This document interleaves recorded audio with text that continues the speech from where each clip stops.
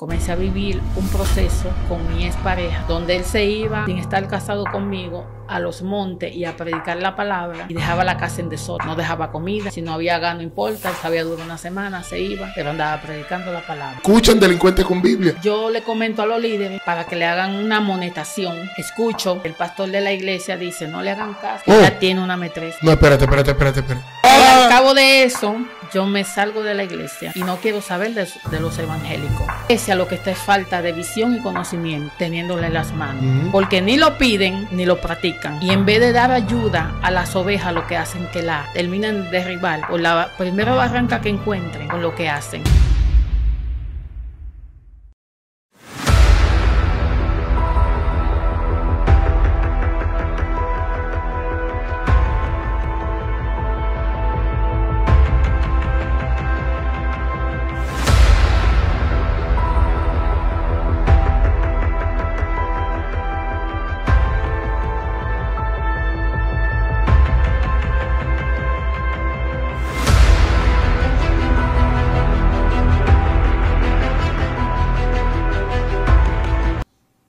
Shalom Ubrajot, amados Sahim, que la paz del Eterno Yahweh sea con ustedes, su casa y su familia. A cada uno de los seguidores de esta plataforma del ministro evangelista Wester Paul.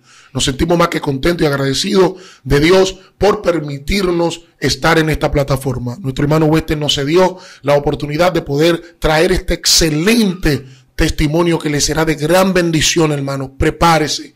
Nuestro hermano Wester está ahí tranquilo, por ahí. Usted sabe, lo hemos deportado y hoy estamos aquí. Amén. Los hermanos que se gocen, nuestro hermano Wester está emprendido en una sola llama. Hoy tenemos una hermana que será de gran bendición para este canal, una sierva del Señor, y nos gustaría que ella se presente y dé su nombre.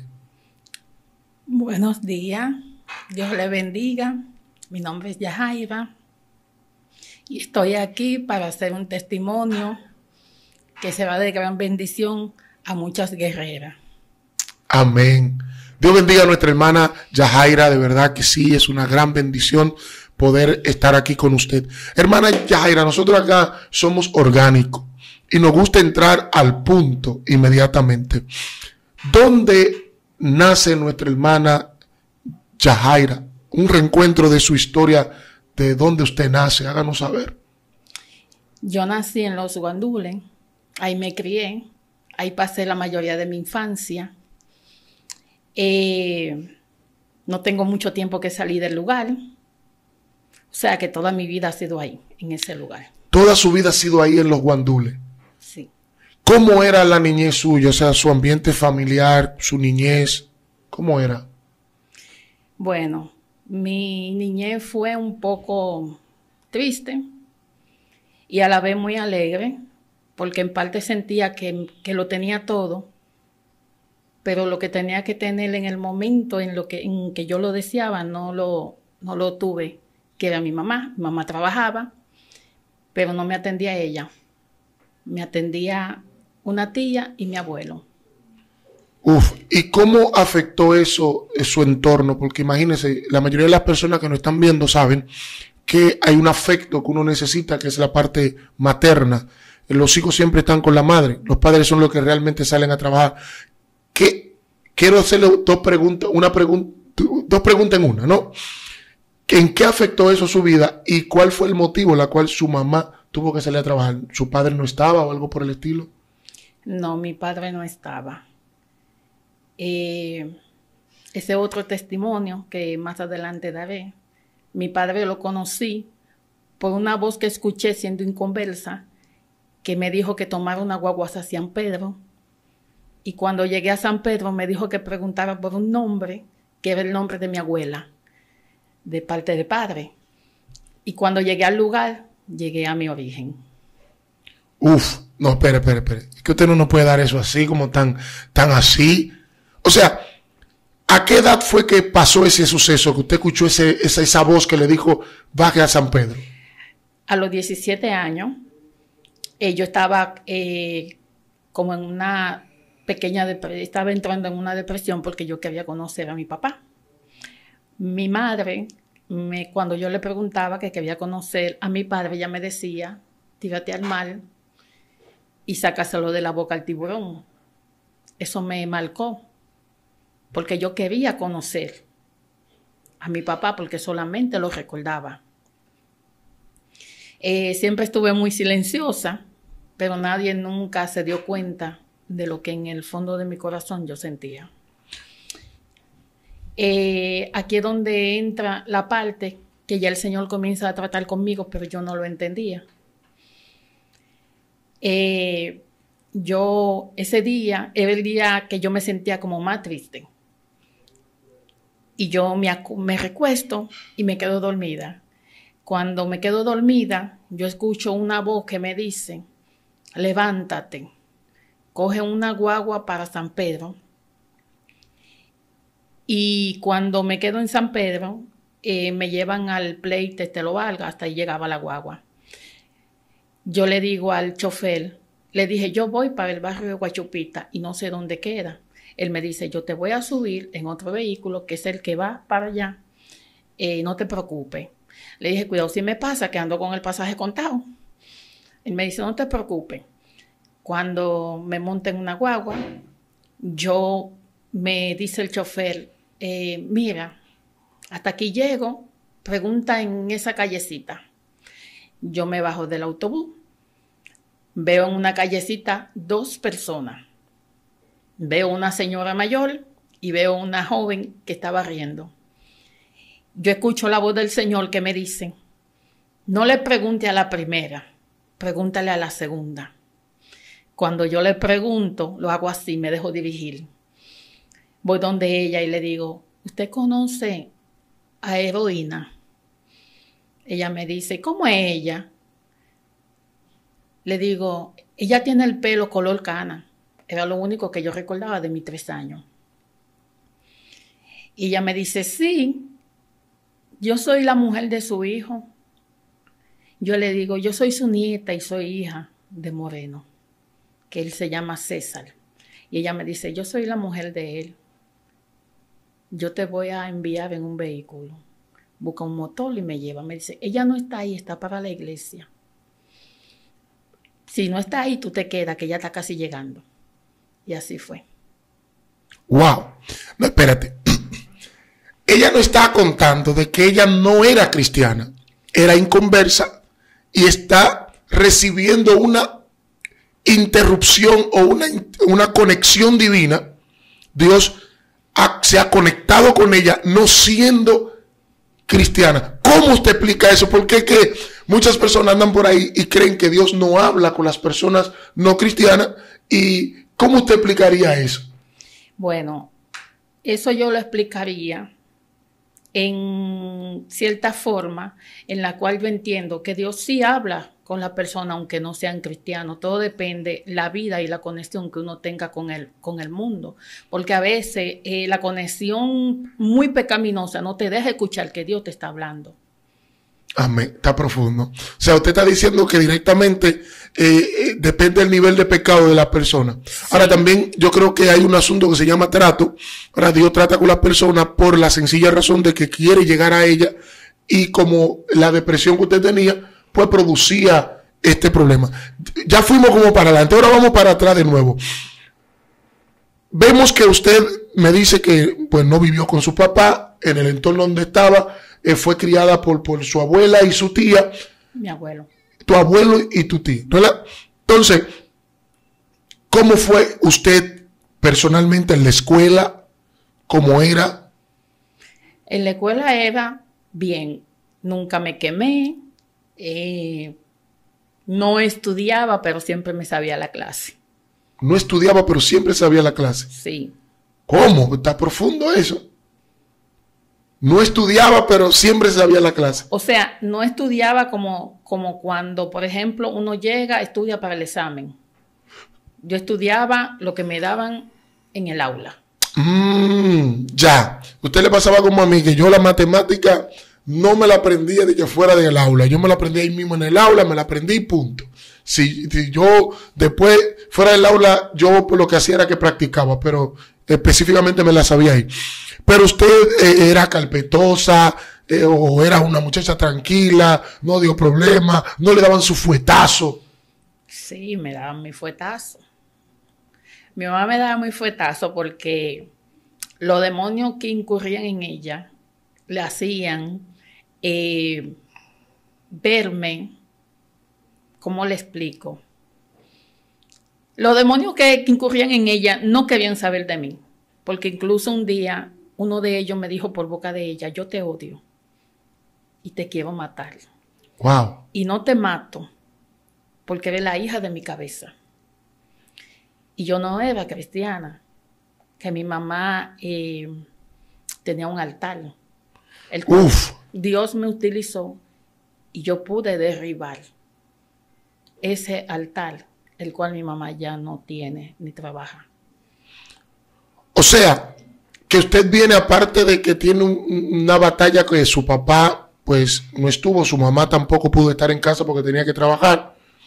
Entonces, también en su familia, principalmente en el seno materno, había un altar. Sí. ¿Usted algún día tuvo experiencia con algún espíritu de esos?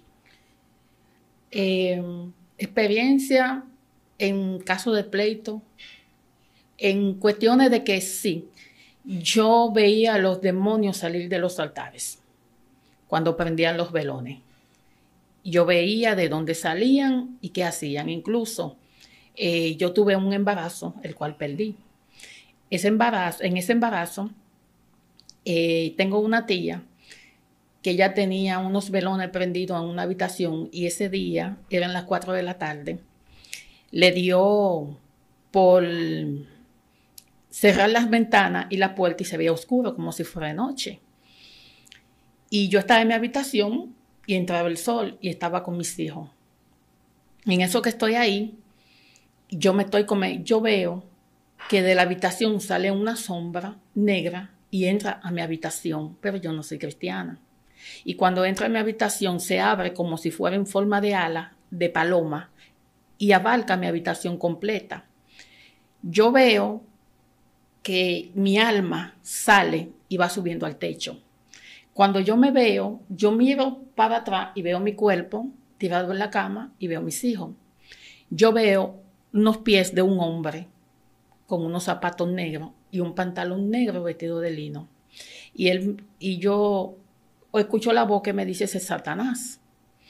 Cuando yo escucho eso, yo le digo, Señor, mis hijos aún están pequeños y tú sabes que ellos me necesitan y que sin mí nada va a ser igual. Nadie lo va a querer como yo.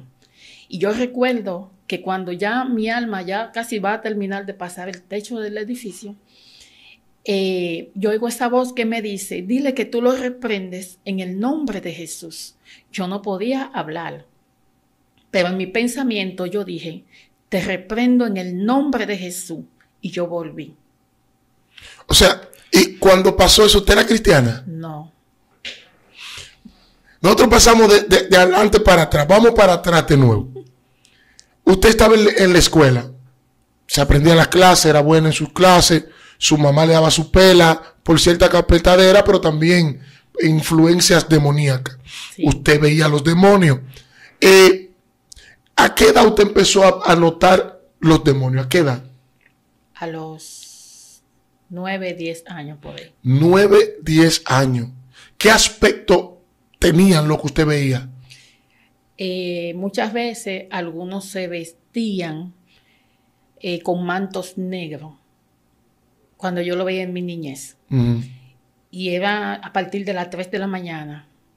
Y ellos iban y se paraban y me rodeaban en la cama. Yo dormía sola en una cama, hasta el borde que se me salían los orines, porque no entendía.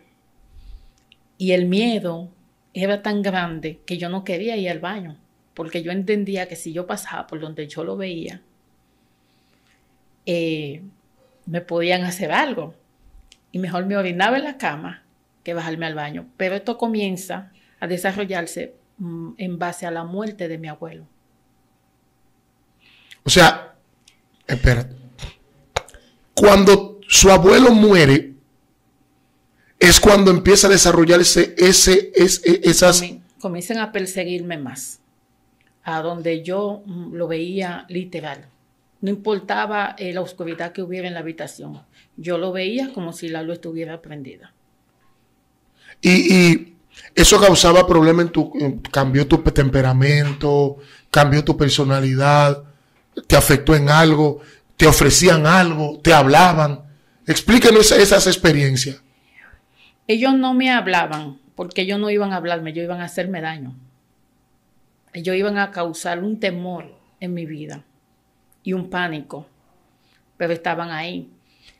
Y recuerdo que ese día, que fue, el pánico era tan fuerte que a las 10 de la mañana todavía, con las ventanas abiertas y el sol que entraba, yo no quería salir de la habitación para pasar por donde yo lo veía. Wow. Esa fue la última vez que me visitaron en esa habitación. ¿Usted le había contado a alguien cuando pequeña esas experiencias que usted tenía, o sea, un familiar o algo por el estilo? No. ¿Usted se guardaba todo eso sola ahí? Hasta ahora. Señores, la mayoría de nosotros tenemos hijos.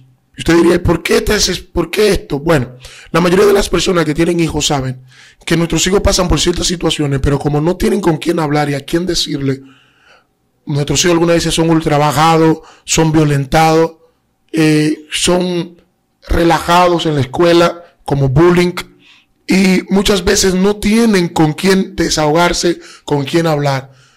Clínicamente, esto le dirían en la parte psiquiátrica, eso es esquizofrenia. No, existe la parte oscura, lo satánico, lo malo. Y así como existe el bien, existe el mal. La única diferencia es que el bien es oscuridad. Y la oscuridad, simple y llanamente, científicamente, es ausencia de luz. Entonces, los padres que tienen a sus hijos, trate de mantener una confianza con ellos y que esos hijos puedan conectar con usted. Pero, siguiendo con esto, Sierva, usted va creciendo. Vamos a poner, entró a la etapa de la adolescencia. ¿Cómo fue su adolescencia? Bueno, en mi adolescencia ya mi mamá no trabaja. Mi mamá convive con nosotros. Si usted quiere puede alzar un poquito la voz o se pega un poco el micrófono hacia usted. Ahí, gracias. Ya mi mamá convive con nosotros. En eso que mi mamá ya está conviviendo con nosotros, ya mi mamá tenía como una forma de celo que si yo salía para hacer alguna clase con alguna compañera cerca, que ella sabía dónde era, ella salía y me buscaba en eso de los 11 años y me traía palo desde allá hasta la casa, que todo el mundo. En mí comenzó a nacer como algo vergonzoso, que me daba mucha vergüenza, porque ella daba hasta de que ella decía, cómprame una sopita. Usted iba y buscaba la sopita, cuando usted venía con la sopita, ella decía, yo no te dije que compre sopita, yo te dije que fue una salsa. Mami, tú me dijiste que fue una sopita. No, yo te dije que fue un pecozón. Ponía los cucharones en el agua caliente a calentar para pegárselo a uno. O tenaza, buscaba un guayo, me ponía un peñón en la cabeza y me abría la mano como un Cristo con 2 peñones. En mí comenzó a crearse un pánico. Y el enemigo ya estaba creando a que fuera como una falta de respeto, más que el pánico hacia ella. ¿Qué pasa? Que en eso yo le digo que ya no quiero vivir en la casa con ella, me voy a vivir con un tío. Cuando me voy a vivir con ese tío, tengo un primo en la casa que comienza, me invita a salir para donde él va, pero cuando él me invita a salir, no sale conmigo para invitarme, sino para que yo le sea como, para que yo le cubra una falta. Él salía con una mujer casada. Uf. Entonces, él salía conmigo y no se notaba la falta. Me introdujo a ser amiga de la persona, pero nunca le permití que me usaran de mula como para llevar mensaje. ¿Qué edad usted tenía cuando eso? Ya ahí tenía 13 años. Y en eso, la señora era muy abusada por parte del esposo. Le daba golpes, no importa quién tuviera en la casa, que la mandaban a internar para la clínica. Yo comencé a cogerle mucho afecto a ella, en vía a lo que yo veía que le acontecía. Y en eso dice la mujer de mi tío, que mi mamá viene a darme una golpiza para la casa de mi tío. Yo me quedo neutra porque digo, ¿qué hice? ¿Por qué? Viene a darte porque tú tienes de que un novio. Yo no tenía novio. Sí había alguien que me decía para casarse conmigo, pero yo lo rechazaba porque mi mentalidad no estaba en eso. En eso, el diablo me susurró. Y yo fui donde la persona y le dije, sí acepto. Y me fui. O sea, a los 13 años. Sí. Uf. O sea, empezando prácticamente tu vida, 13 años, y usted tomó esa mala decisión en ese momento por pánico de creer que tu mamá te iba a dar una pela, y la única salida que usted encontró fue irse con una persona a esa edad. Sí. ¿Cómo fue su vida de casada, de ser niña a casada? Cuéntanos. Bueno, yo le tenía un poco de pánico, le tenía mucho miedo, no dejaba que se me acercara. En eso mi mamá va y me dice, yo vine a conocer la persona con la que te casaste. Yo comienzo a llorar y le digo, yo no quiero estar aquí. Yo me quiero ir contigo. Llévame. Santo. Y ella me dice, no, mi hija, tú tienes que quedarte hasta que él te compre. Todo lo trate. Eso golpeó como algo en mí. Entonces, ahí sí fue cuando yo inicié ya una vida matrimonial. No, espere. Uf. Dios. Señores, tenemos que conocer la época en la cual se vivía antes. Pero, Dios mío, mira, yo siento hasta la presencia del Señor. Como una madre que ve a su hija diciéndole que no quiere quedarse en un lugar y la madre le dice que no, que tenía que quedarse para, es terrible, para que le compre traste. Cuéntanos cómo tú te sentiste realmente, tú lloraste, qué pasó. Yo sentí que no me querían y que ya tenía que tirar para adelante. Pero también entendía que en los tiempos de atrás los padres criaban según lo criaban a ellos. Entonces ellos le daban la educación que ellos recibieron. Y yo decía, mis hijos no pueden ser como yo, ni pasar lo que yo pasé. Wow. Porque yo decía, si ellos viven y sienten lo que yo he sentido, ellos no lo van a resistir, porque duele.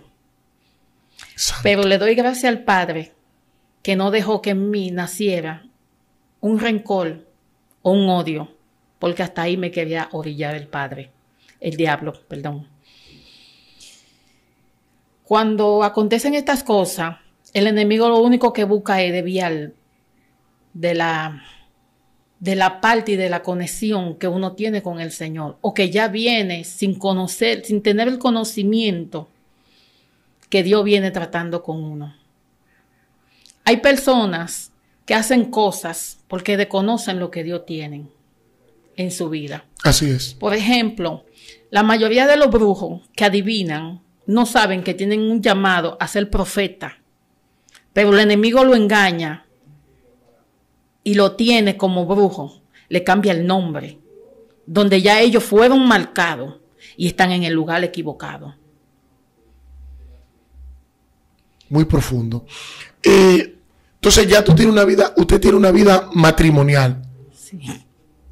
Cuéntenos ahora, ¿qué cambia? Una niña ya siendo una adulta en una casa, fregar, trapear, cocinar, atender un hombre, intimidad, todo eso, ¿qué cambia en su vida? Bueno, cuando acontece eso, yo no sé cómo, pero había alguien que me guiaba cómo hacerlo. Porque yo daba respuesta de una persona con experiencia. Todavía hasta hoy yo me preguntaba hace 3 días, ¿y de dónde era que yo sacaba tantas respuestas como que yo era grande? Que ni ahora. Cuando yo decido meterme con esa persona comienza a buscar mujer en la calle. Me ponía a pasar necesidades como hambre, pero en mi casa nunca lo supieron, porque yo nunca fui donde mi mamá a decirle, fulano me hizo. Yo aguantaba callar. Cuando él bebía, me llevaba obligado. Yo no quería porque yo no me sentía en el espacio. Yo sentía que yo no pertenecía a ese lugar y aún estaba ahí. No porque quería, sino porque me obligaban a estar. Acontece que siempre que esa persona bebía, le daba por armar pleitos en la calle, porque nadie me podía mirar. Porque ya ese era un motivo para él pelear y buscar un machete. Entonces yo le decía, si tú sigues así te van a matar. Porque te están metiendo con gente que no se están metiendo contigo y ni siquiera te están mirando. Pues un día me di una carrera. Yo me quité el otaku y lo dejé botado. Y me fui. Al luego del cabo que él terminó convirtiéndose. ¿Se convirtió pero viviendo contigo? Sí. Entonces, ya ahí tengo 14. Ya ahí él se convierte, yo también. Ahí comienzo a tener mi primer embarazo. O sea, usted se convirtió a los 14 años. Sí. Pero usted me lo está dando tan fácil así. ¿Qué pasó? ¿Cómo fue que usted se convirtió? ¿Cuál fue lo que le dio Dios? ¿Una experiencia? ¿Vino una voz? No. Yo fui a la iglesia con él, la visité.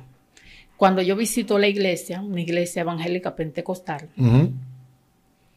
cuando llego a la casa, yo hago en la iglesia la confesión de fe. Cuando yo llego a la casa... ¿Pero cómo fue? ¿No sintió algo? Porque usted... No. No, usted nada más pasó porque él se convirtió y usted se convirtió. Sí. Y dije, como él se convirtió, pues yo también. Pues cuando llego a mi casa comienzo a sentir cosas. Yo tenía mucha cadena, anillo, guillo. Y yo comienzo a quitármelo. Me comienzo a despojar de todo eso. Tenía pantalones, cogí una funda, comencé a echarlo. Y de repente cuando busco donde guardé la cadena, los anillos, ya no estaban.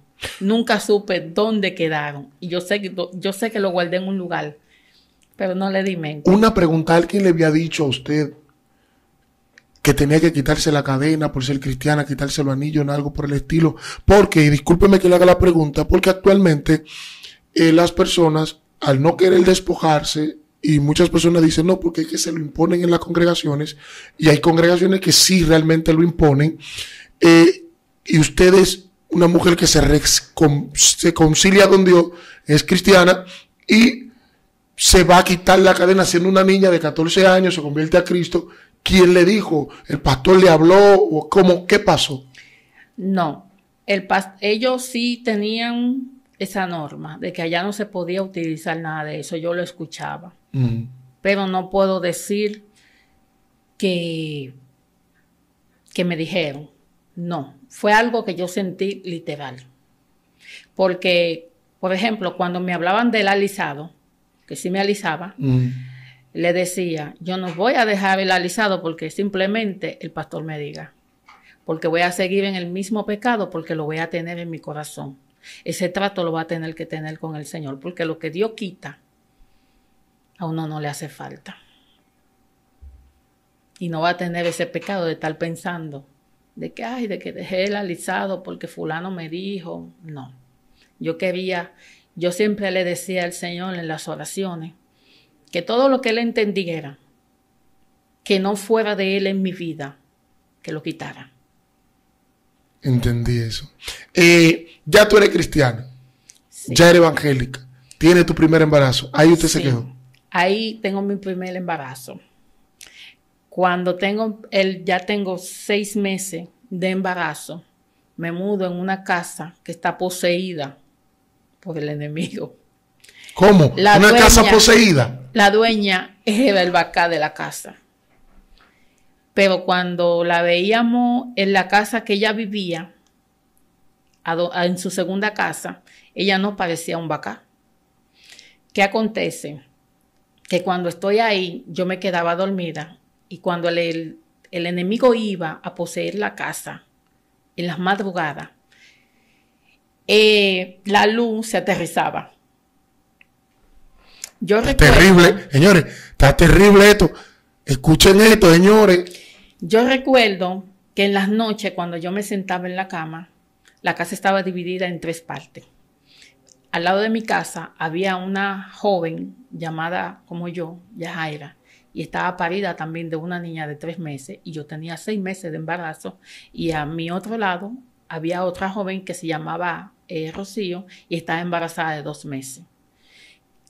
Pasa que cuando comenzó a aterrizarse la luz, yo no entendía los niveles espirituales, porque era muy nuevecita y como que anteriormente no se peleaban esos pleitos, porque yo nunca en aquel tiempo escuchaba que decían de que Espíritu Santo. Yo no sabía lo que era el Espíritu Santo, porque era una iglesia pentecostal, pero yo nunca escuché que llamaban al Espíritu Santo. Solamente el Padre Nuestro. Eso me estaban enseñando, eso yo hacía. Y yo recuerdo que yo me quedo dormida. Y cuando yo me quedo dormida, vuelvo a ver a este hombre vestido en saco y le veo los zapatos, pero ya lo veo de aquí para abajo y con un bastón en la mano. Y él golpeaba. Y arriba del zinc había un demonio sin ropa que absorbía y yo veía la sangre como salía de mí. Y se la bebía, y cuando él se la bebía, él le escupía encima del zinc. Yo, mi expareja me daba galleta y yo no la sentía, pero sí lo veía. Él no estaba viendo lo que se estaba moviendo dentro de la casa, la sombra, pero yo sí la veía. Y yo recuerdo que ese día también me recordé que en el nombre de Jesús se podían lograr muchas cosas. Y yo solamente dije, te reprendo en el nombre de Jesús. Y cuando yo desperté, volví en sí. Y cuando despierto veo la sombra que se recoge y se va.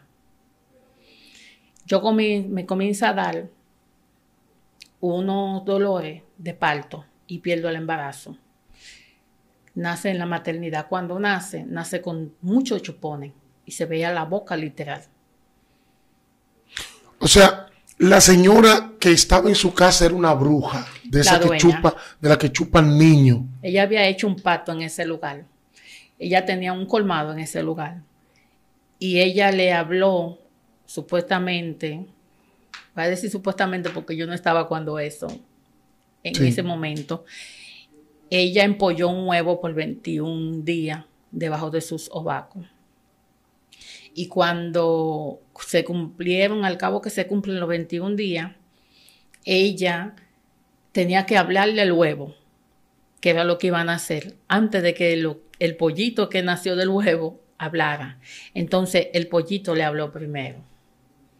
De ahí comienza que el pollito coge terreno, que es el bacá, y el negocio de ella, en vez de adelantar, se atrasa, porque entonces el que gobierna es el bacá que ella procreó. Uf. Al cabo de que ella tuvo que abandonar el territorio, siendo la dueña, y alquilar. Entonces ella ahí se convierte en bruja y vuela. Acontece que la niña de 3 meses le da por llorar y no quiere a nadie alrededor, solamente a mí. Entre todos los 3 hombres de la 3 viviendas hacen se ponen de acuerdo y dicen, vamos a amanecer en una sola casa. Y en esa sola casa que vamos a amanecer todo con la mujer y todo. Y la vamos a acechar. Cuando yo estoy en la habitación con la niña, como soy la que estoy embarazada, me dan la cama de la dueña de la casa. Y ella se va y se une a los hombres, y todos están con machete. Lo que entró, no entró por donde ellos lo estaban esperando, entró por donde yo estaba. Y yo sentía literal un lado frío y un lado caliente. Pero yo no entendía lo que estaba pasando. Pero sí, del lado que estaba caliente yo tenía a la niña, porque eso me cruzó por el lado y se devolvió. Y cuando se devuelve yo le digo, entró por aquí en una nube negra. Se volvió un humo y salió por una endija de la puerta. El que era mi esposo le tiró con el machetazo. Al otro día apareció la dueña de la casa con los pies llenos de machetazos. Y ella dijo que se había caído y que una hoja de zinc la había cortado. Pero yo sabía que no. Ay. Señores, tú te estás poniendo aquí fuerte. O sea, mientras ella estaba en su transformación, se le tiró un machetazo y el machetazo le dio en la pierna y ella entonces pone como excusa que se había rebalado y que una hoja de zinc la había cortado. Entonces, en eso, comienzo, interna la criatura, no aguantó, que era de 6 meses, y yo la pierdo. De ahí me voy, ya tengo al año mi segundo embarazo, que es la joven con la que ando. Sí. Y estoy embarazada de ella y me dice un profeta en un monte de Villa Altagracia. Me dice, sabes, tú perdiste un embarazo y tú conoces a la persona que te chupó. Yo quiero, espérate. Cuando se dieron cuenta de que ella tenía el problema de la piel, etcétera, no hicieron nada, o sea, la dejaron así. No, porque ella era vecina de la mamá de mi marido en ese tiempo, ¿verdad? ¿Qué acontece? Que cuando eso no se quedó ahí, cuando ella volvió al otro día, porque sonaban cadenas arrastrándose en el frente, a partir de las 12 de la noche, todos los días las cadenas pasaban y decían, ahí viene el Bacá, todo el mundo se trancaba en el lugar. Todo el mundo entra en pánico, pero yo decía, yo quiero verlo. Porque sentía como un miedo, pero a la vez había como una voluntad en mí de verlo. Yo quería ver con mis ojos. Tenía una curiosidad. Cuando ese día todo el mundo se queda, la vecina que tiene el embarazo a los 2 meses, ella tiene un perro. El perro, ella lo lleva, la mamá de ella se lo lleva sin ella darse cuenta hacia su casa. Estaba a una distancia de 1,5 kilómetros. El perro aparece en la casa. Al ratico llega la mamá de la muchacha. Yo veo el perro medio extraño, pero no me lo sé explicar. No sé cómo explicar cómo llegó. Pues la mamá dice, no, pero yo dejé el perro trancado en la casa, está amarrado, no puede salir. Cuando yo le dije, se convirtió en el perro, ellos le tiran un machetazo y se vuelve una gallina. Cuando se vuelve la gallina, se mete abajo de la cama de la muchacha y sale volando. Se mete para la vivienda en la que yo vivía. ¿Qué pasa? Que ellos habían dicho que metieran debajo de la cama unos calderos y que lo pusieran a boca abajo, porque ellos echaban el cuero en caldero. Pues así lo hicimos. Cuando eso entra, le dio una patada a los calderos y los calderos salieron de abajo de la cama. Cuando yo miro, lo que hay es un alargalto. Digo, no puede ser.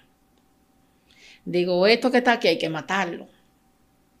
Se volvió una cucaracha y salió volando hacia una mata de coco y se burlaba. En eso pasaron como 2 horas. Eso vuelve y ella se incorpora y se veía como una tutuma acá atrás. Y ya da la espalda porque no me da el frente, pero está encima del zinc. Cuando mi expareja le va a dar un machetazo con el otro vecino, lo que se iban a muchar en 2 eran ellos, porque ella se volvió una cucaracha nueva vez y voló. Y ellos se iban a partir en 2 pedazos, porque el machetazo era a ella que se lo iban a dar para partirla en 2 pedazos. Y una muchacha se quedó pegada de la pared y decía, ¡ah! Y le dio como una crisis. Pero a mí no me ocasionó nada. Yo no entendía que en mí había un propósito. Porque yo debí de estar como estaba ella. Pero yo no tenía ese miedo. Y aparte de que usted era cristiano, imagínese la diferencia. Entonces, pasa ese suceso. ¿Cómo viene la parte del testimonio central suyo? Háblenos de eso. Bueno, por ejemplo, mi testimonio inicia cuando yo me aparto no había un testimonio aún. Yo me aparto del Señor porque era muy nueva. Comencé a vivir un proceso con mi expareja, el cual no resistí. Donde él se iba, sin estar casado conmigo, a los montes y a predicar la palabra y dejaba la casa en desorden. No dejaba comida. Si no había gas, no importa. Él sabía durar una semana, se iba, pero andaba predicando la palabra. Cuando yo me acerco a los líderes de la congregación y le explico, según lo que yo leí la Biblia, él no puede estar en el medio predicando sin trabajar. A él no lo han mandado a quedarse sin trabajar y dejándome con hambre, durando una semana y dejándome aquí con 2 muchachos en el aire. No están cobrando la casa y no están votando porque él no la paga. Ay, papá, para los tiempos completos, escuchen esto, ustedes que están a tiempo completo, que no mantienen la casa, que están de viaje, que se van para Colombia, que se van para tal día, duran tanto tiempo y en la casa no hay nada. Escuchen Delincuentes con Biblia. Siga, destate. Dele duro, sierva. Cuando yo le comento a los líderes para que le hagan una amonestación, escucho que el pastor de la iglesia dice, no le hagan caso. Ella tiene una metresa. No, espérate. Espérate, cielo, espérate. Usted está reclamando su derecho como tal, porque la Biblia dice que el que no suple para su casa es peor que un incrédulo. Porque el varón está metido para el monte, buscando a Dios y dejando a su familia en vergüenza, en batalla, no paga la casa. Él está metido con Dios, pero dejando descuidado lo primero que él tiene que cuidar, porque dice la Biblia que nosotros cuando nos casamos, solteros, pues vivimos para Dios, pero casados, vivimos para nuestra pareja. Entonces le dicen que usted estaba loca. Estaba enmetresada. ¿Que estaba qué? Enmetresada. O sea, era una metresa, el hambre que usted tenía. Lo que estaba... Era una metresa. No, Wester, ven a escuchar. Era una metresa, o sea, el hambre que usted tenía. La niña sin papel en la casa, los niños sin comer sin leche. Y sin leche. O sea, era una metresa. O sea, Wester, oye esto. Ella tenía una metresa porque el esposo estaba yendo a predicar, a meterse con Dios y dejaba la casa en desorden. Y ella estaba enmetresada. El pastor dice que ella estaba enmetresada porque está reclamando un derecho que como mujer tiene que... No, pero santo Dios, no tiene que oír cosas. ¡Guay! Era una metresa que usted tenía. No, pero ese pastor tiene que tener najallo. Pues al cabo de eso, yo me salgo de la iglesia y no quiero saber de los evangélicos. Provocado eso un pastor, míralo ahí. Ve, pastores. En eso, luego me quedo analizando la iglesia, lo que está es falta de visión y conocimiento, teniéndole en las manos. Porque ni lo piden, ni lo practican.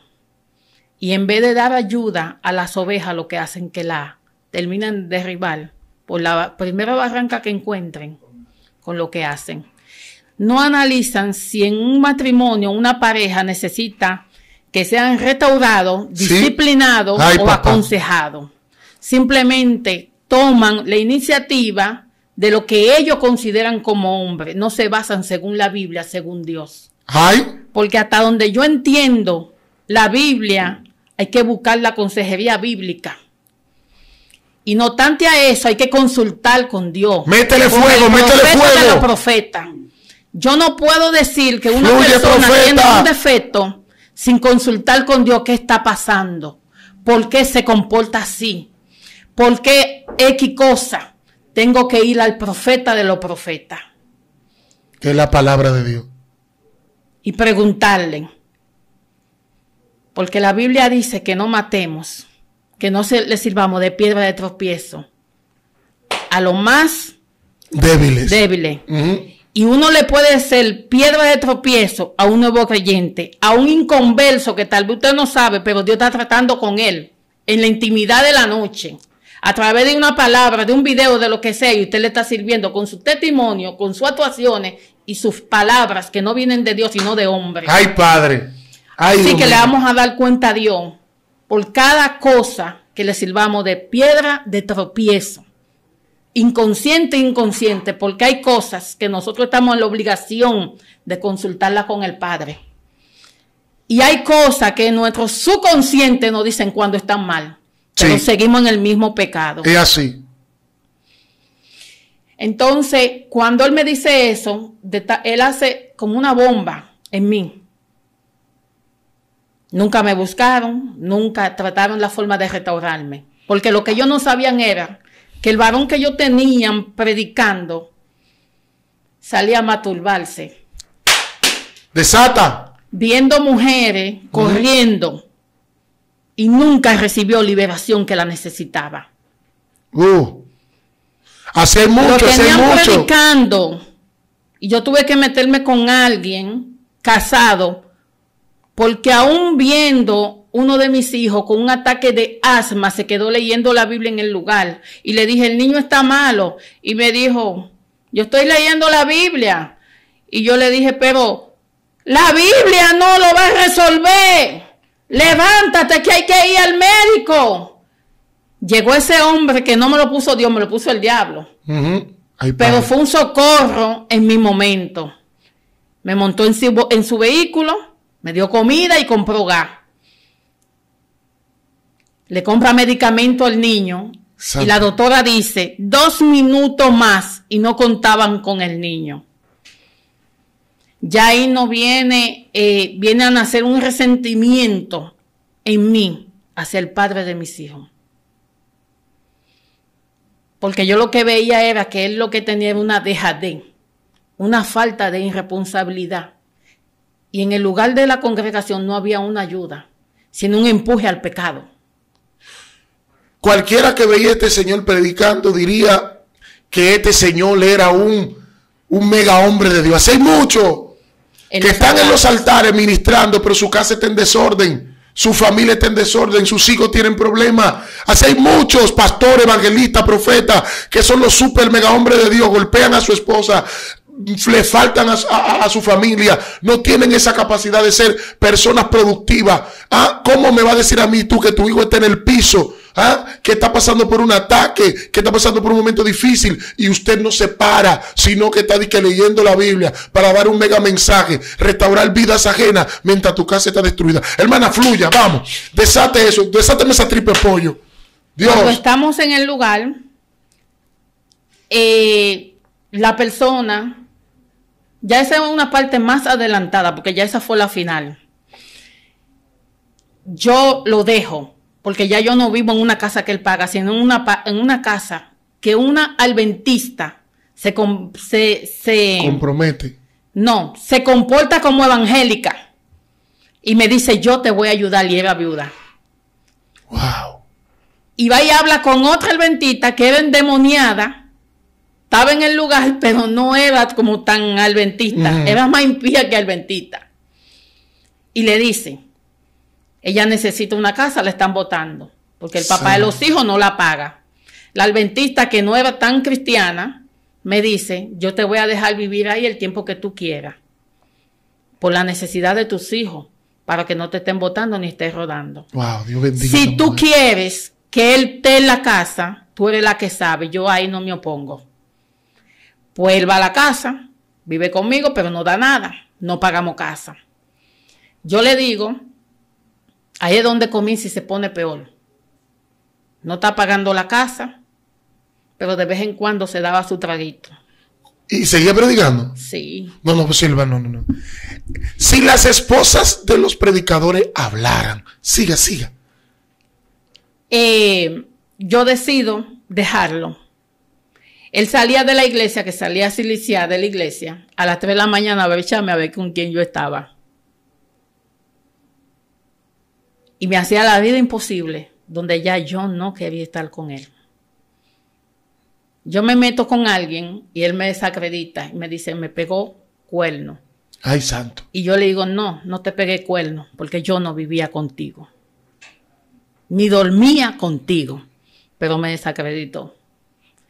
Pero cargo una palabra de Dios que me dijo, la venganza es mía.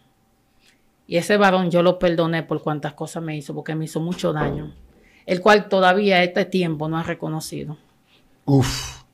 Porque de tiempo en tiempo, él va a mi casa, ve a sus hijos. De tiempo en tiempo, esto tengo que hacerlo público porque hay cosas que mientras estén ocultas, Dios no va a terminar de hacer lo que tiene que hacer. Dígalo, Silva. Cuando yo convivo con esa persona, él consigue un amigo que no era de aquí del país. Él lo pone en un negocio de una panadería para los dos. Yo estoy parida del segundo niño. En eso que estoy parida del segundo niño, él se va a comprarme una agua porque estoy en riesgo. Porque se fue para la iglesia, pero no dejaron agua ni siquiera del botellón. Cuando él llega de la iglesia, le digo, yo quiero agua. Y tengo menos de 15 días de parida. Y tengo la que ando ahí, que tenía 1 año. Él me dice, déjame ir a ver dónde encuentro el agua. Cuando va supuestamente a buscar el agua al colmado, no hay. Sale y se va. El hombre nunca volvió con el agua. Yo amanecí sentada con los 2 niños y nunca más volvió. En la mañana estoy en la casa sola. Se me entra una desesperación porque no sé si le pasó algo. Y algo me dice, sube por el Conde, por la puerta principal. Cuando subo lo encuentro ahí con un lesbiano, con un pájaro, me puedan entender, sentado pasando la juma. Digo no. Si la esposa de los predicadores hablara. Digo no. Cuando veo el compañero bebiendo y compraba bebida y lo subían al altar, llamo a la que él se va a casar y le digo, él no te conviene porque él bebe. Él no es cristiano. Y me dijo, la metresa está fuerte. No, espérate, ¿qué te dijeron que? Que la metresa estaba fuerte. O sea, que tú. Le expliqué que metía mujeres donde yo vivía. Metía mujeres y se acostaba con ella estando comprometido con una sierva. Y aún así, la que estaba mal era yo. No, espérate. Dios me dé. Alguien tiene que ayudarme. Ellos metían mujeres estando comprometidos con una cristiana. Sí. Y seguían ministrando. Sí. Siga, sierva, siga. Mientras yo respiro. Sí. Yo le comuniqué a la joven para que lo pensara bien. Porque yo no quería verla pasando por lo que ya yo estaba metida.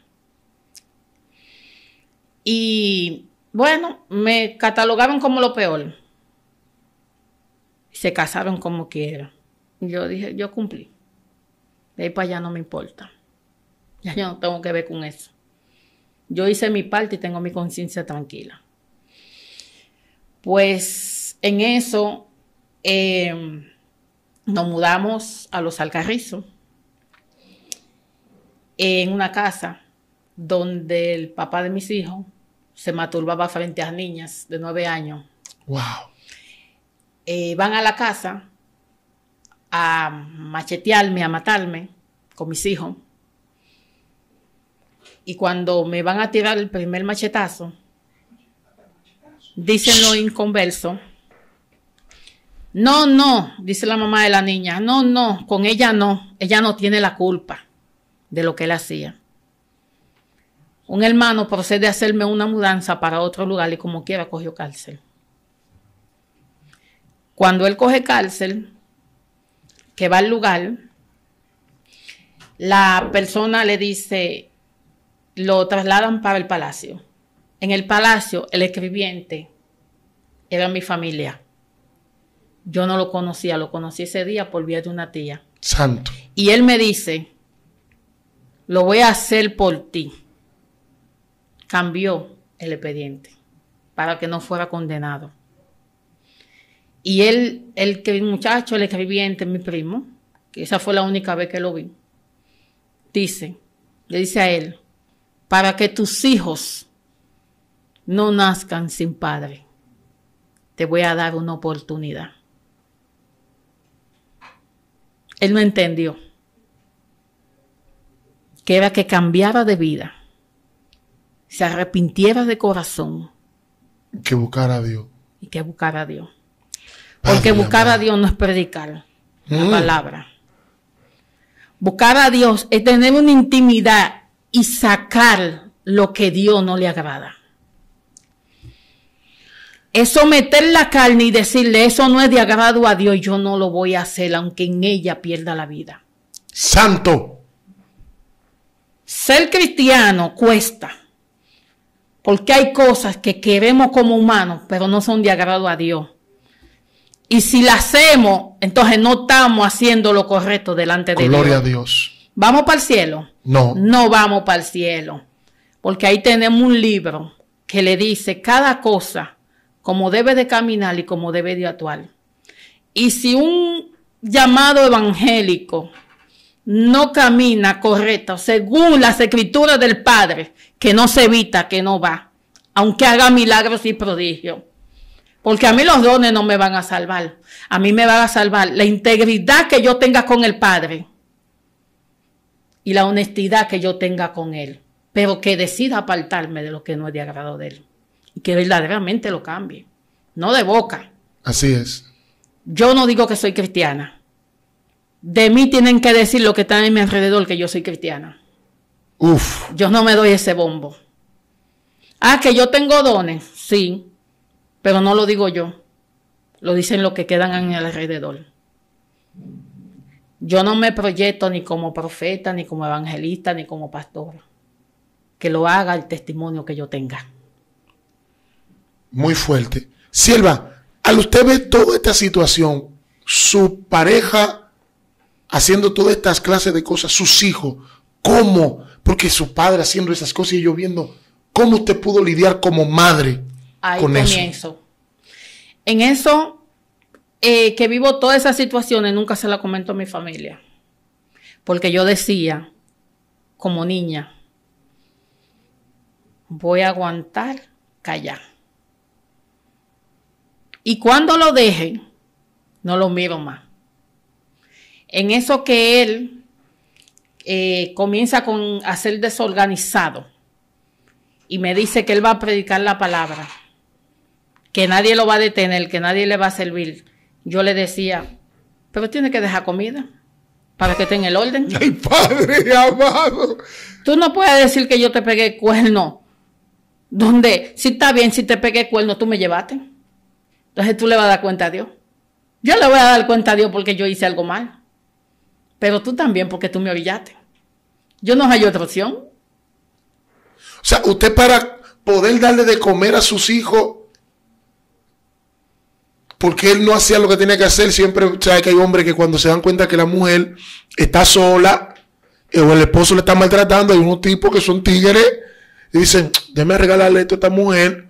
déme ayudarlo con esto, déme ayudarle con lo otro, y una mujer floja espiritualmente, no es una cristiana de profundidad, vamos a ponerlo así, tiene un esposo que dice cristiano de profundidad, que predica, que ministra para que usted pueda entrar en contexto, pero no deja comida en la casa, es de los que van para Perú, para Estados Unidos, para Europa, para España, y tienen una vida pública tremenda, pero en el secreto tienen una basurita por ahí que nada más se la sabe su esposa, porque hay mucho así, que tiene la esposa y la prima, la sobrina, y este también tenía un pájaro, que él estaba, digo, discúlpame la expresión, un homosexual, un tipo de la nueva era, y él, teniendo su esposa, se iba y se daba su humo, y amanecía con su muchacho que nació en Macorís, se escribió en la otra banda. Entonces, usted, un muchacho, le decía, agárrese de aquí, muchacha, que sé yo qué, pero con su segunda intención. ¿Hubo de eso? Sí. Hubieron de eso. Muchos lo hacían con la intención, pero yo usaba sabiduría. Hablamos ahorita. Y me iba. Ya. A otro me le enfermaba. Le decía, ay, tengo un dolor, pero ya cogía los cuartos. Santo. Porque yo sabía lo que venía y lo que buscaban. Y como yo necesitaba el dinero, yo lo usaba. Ya ahí mi mente sí cambió. Se puso como lo que dice macábola. Macábola. Sí, porque ya yo comencé a usar una malicia que yo no tenía, ni siquiera con todo lo que yo viví en mi infancia. Era como un desquite de lo que yo vivía con él. Entonces, aquí comienza. Cuando yo decido dejarlo, lo dejo en la casa que me dan a vivir, porque él no se quiere ir, pero me tiene desacreditada que yo le pego cuernos, pero yo no vivo con él en la casa, pero él tampoco mantiene la casa, pero tampoco se quiere ir, y a mí fue que me dieron la casa. Entonces yo le dije, cuando yo fui a sacar mi trate, él me dijo, tú no te vas de aquí, ni te llevas nada. Digo, pues quédate con todo. Y me fui con una ropa y la ropa de mis hijos, porque él no me quería dejar ir. Yo esperé que él saliera y me fui cuando él se fue, con los bultos, con ropa. Y nunca más volví. Como a los 6 meses me llamaron que los trates estaban ahí, que él tampoco había vuelto. Entonces iba a mi casa donde mi mamá a decirme que me iba a quitar los niños, pero no lo mantenía. Tuve que ponerle una pensión en el 2008, la cual nunca pagó. En el 2012, di con él, que trabajaba en un hotel como chef, y lo metí preso, y con la mujer que tenía, que se casó, me dicen que ellos se van a comprometer a pagarme y me dan 15,000 pesos de 108,000 pesos que tenía que darme acumulado. Yo acepté los 15, ya ahí yo estoy comenzando nueva vez a visitar la iglesia, porque tuve un encuentro con el Señor. Me engañó y no me dio nada. Después de esos 15 no me dio nada. Entonces, cuando lo llamaba como sierva, ayúdame con los zapatos. Ustedes sí joden, ustedes nada más llaman para pedir. Ay, padre. Entonces decía, no entiendo cómo es. Cuando me lleno como de odio y de ira, busco una orden de prisión para meterlo preso. Y dije, ya, no quiero cuarto, lo voy a meter preso para enseñarle a él lo que es una responsabilidad, preso. Voy a la iglesia a la oración de las 3 de la tarde. Tengo un mes. Y me dice el Señor a través de una profeta, cuidado con lo que está pensando hacer. Mía es la venganza. Yo le dije al Señor, me fui a los pies del Señor y le dije, no, pero tú lo quieres a él más que a mí. Porque yo he sido la que he soportado y he aguantado todo. Todavía tú lo defiendes. Es que Dios no lo estaba defendiendo. En eso, el niño cumple 4 años. Otro niño familiar lo agarra por los piecitos y lo tira por el marco de la escalera y cae a la 2ª planta. Santo. Cuando yo llego del médico que estoy embarazada y me faltan como casi 4 meses para dar a luz, pero tengo los pies hinchados, casi no puedo caminar. Una vecina que vivía al lado de mi casa, mi tía me dice, el niño se estaba subiendo por los bloques al lado y se cayó de ahí. Ella nunca me dice que fue que el otro primo lo tumbó por el otro borde. Yo le di con un par de nalgas. Le dije, yo te he dicho a ti que no te suba ahí. Pero veo que el niño tiene el bracito como doblado. Me hallo extraño, lo llevo al Morgan. Cuando lo llevo al Morgan, antes de ir al Morgan, vienen los hijos de la vecina cristiana y me dicen, vecina, su hijo no se cayó de ahí, su hijo lo tiró fulano por aquí. Ahí lo llevo al médico. Como yo no lo podía cargar, la vecina me lo carga, me lo lleva. Ella me dice, el caso no es de aquí, el caso es del Darío. Me da un referimiento, voy al Darío. Cuando voy al Darío, le aviso al padre, pero el padre nunca fue, siendo evangélico. Vamos al Darío. En el Darío me mandan a hacer una placa. Cuando me mandan a hacer la placa, le hago la placa. En la placa me dice que tiene fractura y tiene coágulo. Cuando me dice hay que hacerle una tomografía de emergencia, yo no tengo el dinero de la tomografía. Digo, ahora sí se me complicó la cosa. Llamo a mi tía y le digo, tía, el tanque de gas, véndelo, empeñalo. Wow, santo. A lo que sea, con todo y estufa. Pero un hijo con un padre y tiene... Pero hazlo.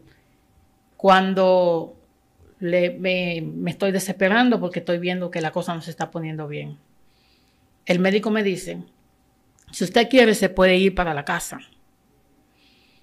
Y si él vomita o algo, te vuelve. Yo oí una voz que me dijo, no te muevas del lugar. Yo no era cristiana ya. No te muevas del lugar. Y yo le dije al médico, yo no me voy a mover de aquí.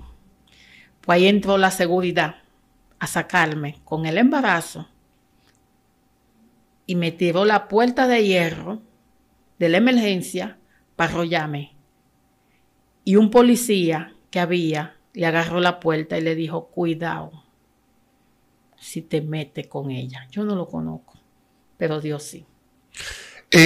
Partiendo de todo esto, porque ya el tiempo ha avanzado un poco, para poder entrar a una de las partes que tenemos aquí, específicamente del milagro de su criatura que tenemos aquí afuera, porque yo creo que vamos a tener que hacer una segunda parte de su testimonio.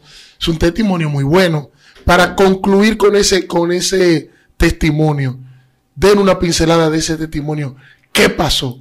Bueno, en la trayectoria en la que yo viví, cuando le decía que había visto que estaba embarazada y que me había visitado una sombra de un altar, que fue el embarazo en el que yo perdí, y a base de que yo lo pierdo, que me veo así y me vi muy mal, yo le digo a la doctora que me prepare. Cuando ella me prepara, ella me dice, te voy a enseñar la primera parte que te voy a cortar de la trompa. Y procede a la segunda parte y me la enseña. Dice, ya está preparada. Eso fue en el 2009. Cuando nuevamente en el 16,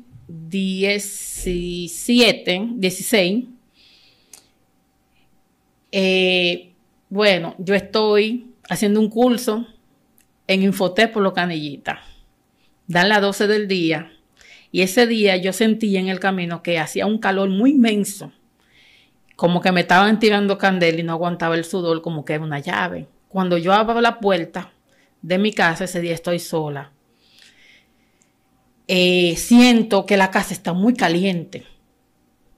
Y no entendía. Cuando voy a cerrar la puerta, mis 2 pies se hunden en la tierra y yo no lo podía levantar. Y escucho una boca en un estruendo que me dice, tú no te vas a convertir mañana ni pasado. Tú te vas a convertir hoy y ahora. Yo me asusto, porque yo estoy sola. En eso que yo me asusto, escucho la voz que me dice, tú vas a llamar a fulana de tal y le vas a decir que llame al pastor. Cuando yo pasé, ellos no estaban ahí. Pero cuando mis pies se lograron soltar, que yo salí a vocearla a ella, ya el pastor estaba ahí con ella. Hago la confesión de fe. Al cabo de unos meses, yo tengo como 3 meses ya. Estoy pasando por un proceso con los hijos de mi esposo actual. Y la mamá de sus hijos.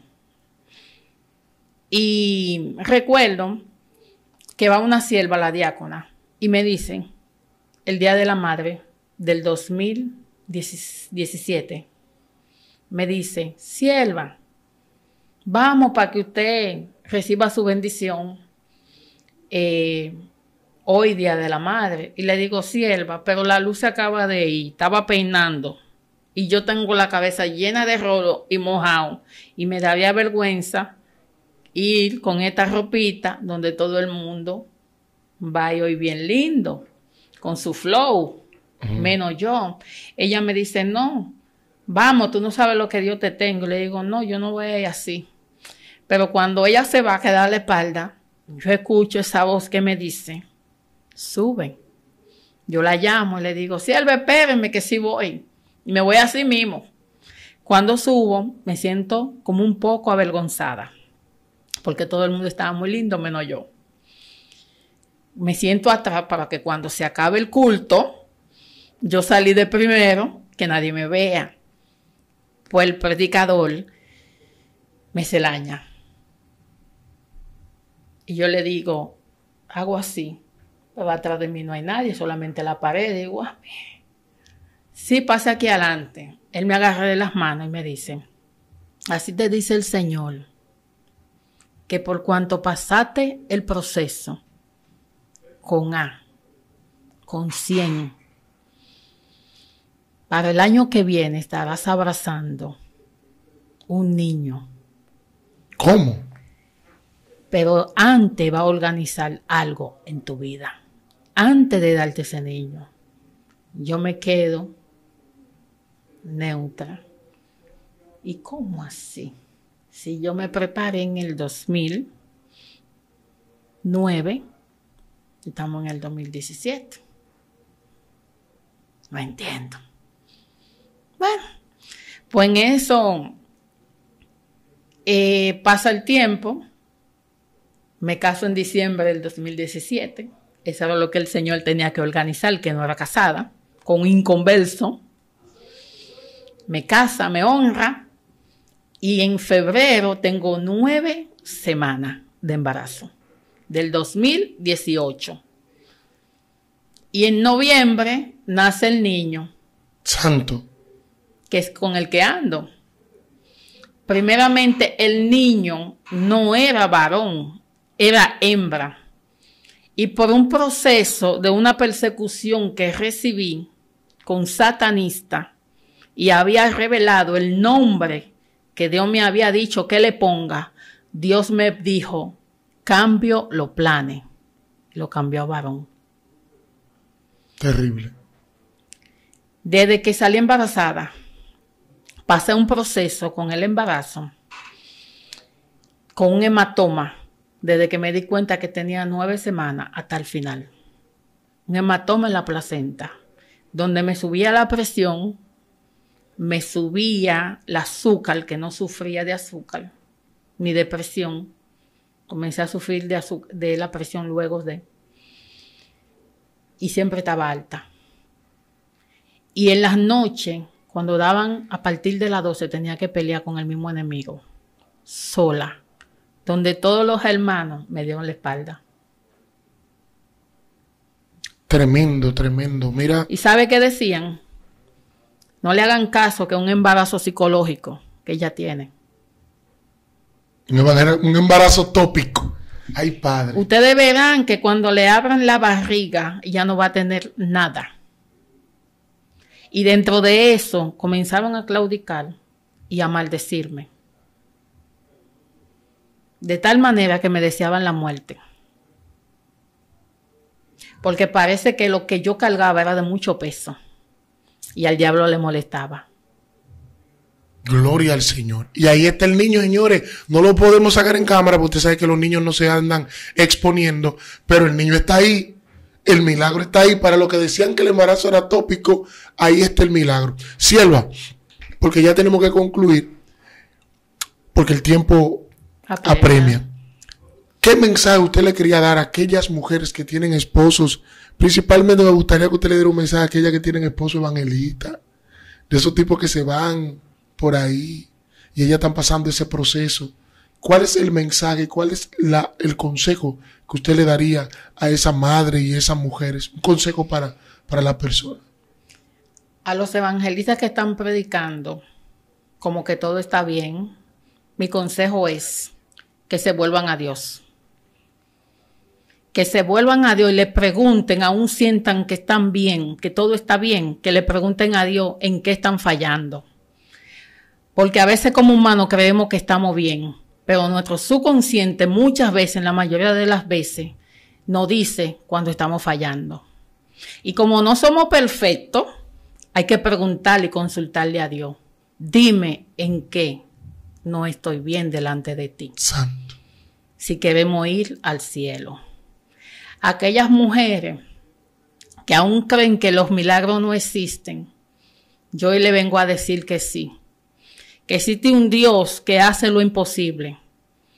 Porque tal vez un médico con cirugía pueda tratar con un tratamiento y una cirugía unas trompas, pero Dios con una palabra lo hace. Santo. ¿Qué mensaje usted le daría también ahí mismo a las niñas? Esas niñas que pasaron por lo que usted, que están pasando por lo que usted, que están casadas y etcétera, y aquellas que están pensando en eso. Aquellas que están pensando en tomar una mala decisión como casarse, yo le diría que consulten a Dios. Y si no son cristianas, que vayan a una iglesia y comiencen a visitarla. Que ese es el 50% que van a comenzar a poner delante del Padre. Y de lo demás se va a encargar Dios. Lo único que tienen que hacer es poner su situación ante Dios y decirle a Dios que como no entienden, que le guíe.